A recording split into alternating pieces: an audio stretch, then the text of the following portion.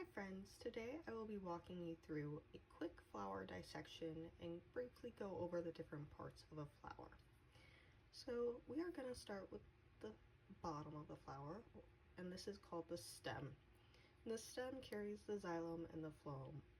And even though it's hard to see on camera, you can see some of the liquid in there, and that would be the xylem and the phloem that travels throughout the plant. Now moving up, we have these green parts, and we call these the sepals, and these help protect the bud before it blooms. Now we start to move into the flower, and this part is called the petal, and for this it's kind of one unit, although there is some division in it. I'm just going to tear this away.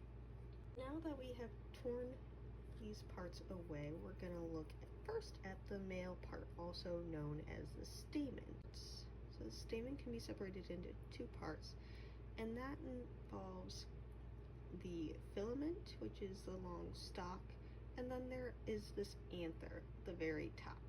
So both of these are stamen. You can see the filament, and then the anthers at the top. And the anthers are what hold the pollen. And if I were to dab this with a Q-tip, I would get some of that pollen on my Q-tip. You can see the yellow on it. So I'm going to take off all these stamens so that we can better see the next part of the flower. So next we have this female part, and it's the last part of the flower that I'm going to go over. The female part is also called the pistil, and at the very top you see this kind of bulb looking area that is called the stigma, and the pollen will travel to the stigma, and I'm going to do this artificially.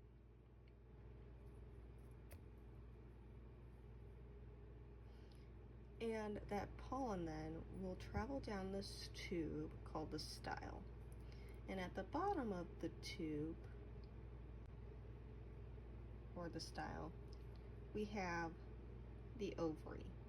And inside the ovary are the ovules, and the pollen will interact with the ovules and create embryos, and then the embryos will eventually create seeds.